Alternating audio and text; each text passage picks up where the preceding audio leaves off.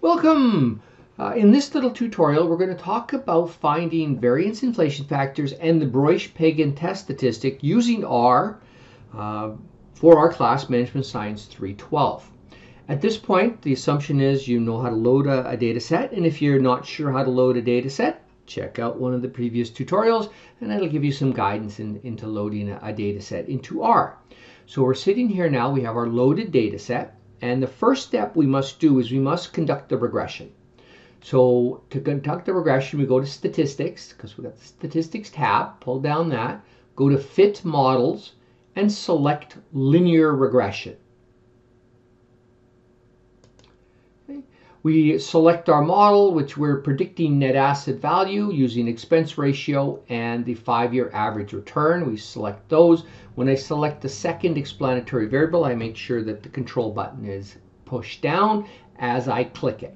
So there is stated our model that we're going to run. Okay. So far, nothing different than what we would have done in Excel, really. We click OK, and we get the results of our model. Right? We've got adjusted R squared, we have a p-value, we have p-value for the individual coefficients, same interpretations as we would for any piece of statistics output. Now that we've run a regression model, R knows what model we care to run a Breush Pagan on and what model we want to find the variance inflation factors for the explanatory variables. So to do that, the Models tab is our key sort of pull down. So I go to the Models tab, and I go down to Numerical Diagnostics.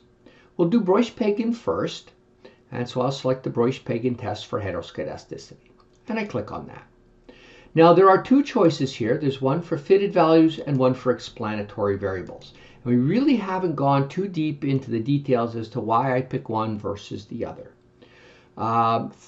Through implication, we have been finding the Breush Pagan test statistic for explanatory variables. But really, there's good reasons for picking one or the other. And that's not going to be the biggest problem that we're going to encounter at this stage in our statistical development. So I'm going to select it as explanatory variables because that's consistent with what we talked about in class. It's consistent with what some of your practice questions relate to, and so let's do it that way. So I click OK, and I get the test statistic. And so I am sitting here, way down here at the bottom. I have a Breush Pagan test statistic of 1.6974, degrees of freedom of 2, reflecting the 2 independent variables, and a p-value of 0.428. Right? Very high p-value, indicating that we reject H0. H0 is that there is no heteroscedasticity, or that the variances are constant. HA is that there is heteroscedasticity, or that the variances are not constant. So we're not rejecting H0, and we can assume that variances are constant in this particular model. Next step is we can find the variance inflation factor. So back to models, down to numerical diagnostics, and over to variance inflation factors. And it'll find the variance inflation factors for all the variables that you designated as an independent variable. So you have expense ratio, and we have 5-year average return.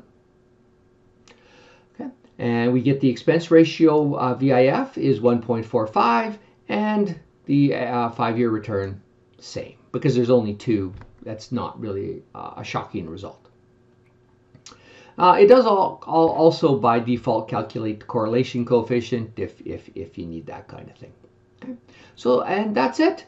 Right, so there you have your variance inflation factor. There you have your Breush Pagan test for heteroscedasticity, and you're good to go.